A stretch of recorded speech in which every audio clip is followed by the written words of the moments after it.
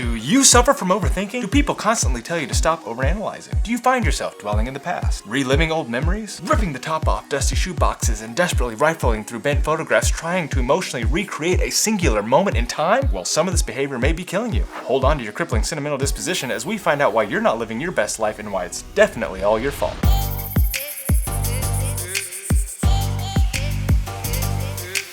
What is up, Internet? It's your boy Stache Daddy coming at you with a brand new episode of the show with the follicle flow. Up to bat this evening is a piping hot yet ice cold brew from Revision Brewing Co. and Shoe Tree Brewing. Looks like a collaboration called Disco Ninja. It's a Northeast style hazy IPA and it's self-described as a tasty, tantalizing carotid chop in your frickin' mouth. Let's give it a go.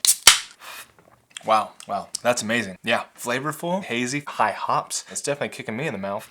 This is a top-notch brew, and I'm sure it's gonna sell out very soon. If I was to dig into my bag of mustachios and see how many I pull out, I'd say 5 out of 5. This beer is delicious, and I highly recommend. If you're in a bind and way behind on the west side, be sure to check out Blackbeard's Crafts, which definitely hooked me up with this bad boy. If you see it on the shelf, it won't last long, so be sure to pick it up. See, Uncle Ray still hasn't fixed this. I just asked for two things. One, just tell me what a router does, and two, fix it.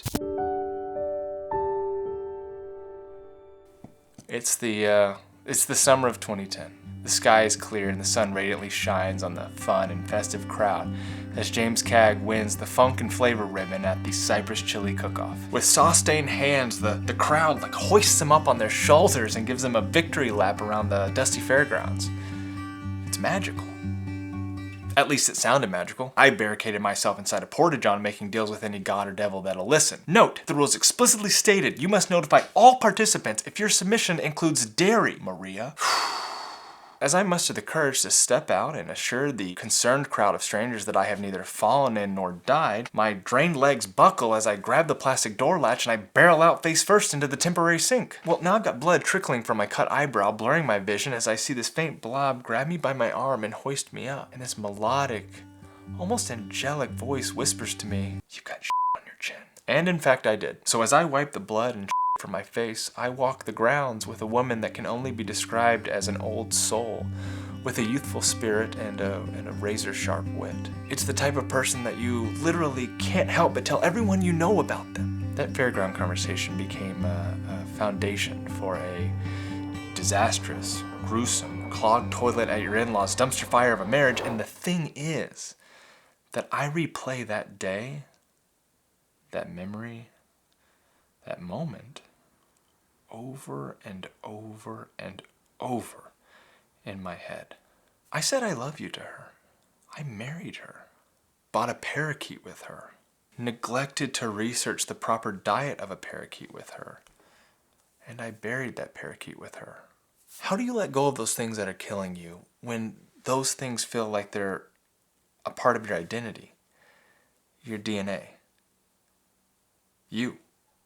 This is ridiculous. So yesterday I'm watching Uncle Ray's intimates chaotically tumble inside of this unhinged dryer at Larry's Laundry and Lampshades, and I'm asking myself, were my efforts in getting back into the dating scene too premature? Though, I put great thought, intention, and a little bit of that Uncle Ray paper into what can only be described as the Mona Lisa of Bumble profiles.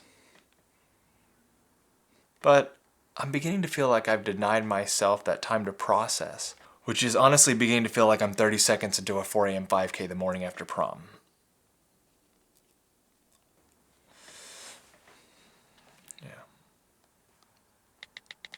Yeah, well, if only deleting the fairground conversation was as easy as that, but no. Oh, that'll be bouncing around in here forever. But see, if those phantom feelings caused me to throw a permanent no vacancy sign on Stache Daddy's old ticker, then it's not healthy, right? Maybe it's worth auditing those deep-rooted sentiments and emotions that, with decrepit, bony claws, pull us down into the earth and distinguish those from the ones that propel us forward and illuminate the full and lively road ahead. But what do I know? I'd probably remarry my ex in a heartbeat if it meant that I could feel 3% of what I felt at the chili cook-off, weak stomach and all.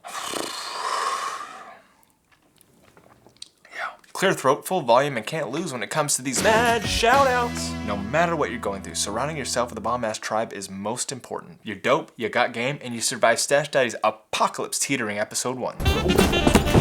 Up top is my first follow and first like, the true Brownie Man and Master Splicer Dan Caesar. Keep cutting and carving your way in this world. As Dan runs to first, we've got the true superwoman of social impact Romulo stepping up to the plate. You're a future building, retro vibing force of nature. Mike, aka Scan Daddy, is Cleveland cool and keeping it strong on the 18th hole of life. And now it's a home run as the whole team storms the plate, including Daddy Dayhoff, aka Ryan, the subversive meme god. Kayla keeping it swish or sweet down in Florida. Pete Capella serving up spicy dishes with that smooth voice. Leia List, the punk princess of fashion and fun and the truest diva of them all. And Tiffang, who's hoping the term daddy's making a strong permanent play in the current cultural lexicon. Speaking of letting the past die, the time is upon us to bid farewell to Toys R Us as they are closing down permanently. Good toys, great memory, but the future marches on encumbered by no Yo-Yo, Digimon, or TY Beanie Baby. Time covers all in dust, so dwell little on the past, find your tribe, throw a party, and pursue exactly what will bring you fulfillment and happiness. Stache out.